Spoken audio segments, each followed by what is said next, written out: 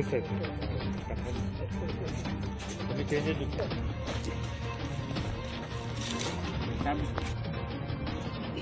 Last Sunday one extremist murder Alva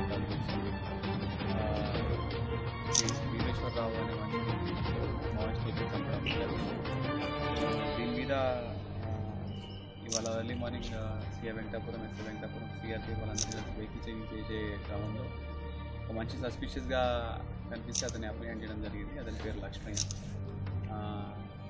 అతన్ని కొంచెం interrogation చేసిన తర్వాత అతను క్రైమ్ అతను చేసడానికి కన్ఫెస్ అయినాడు.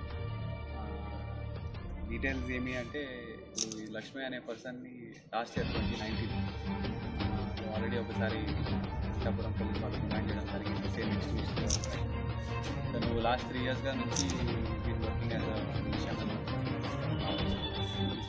తిప్పాపురం గ్రామం నుంచి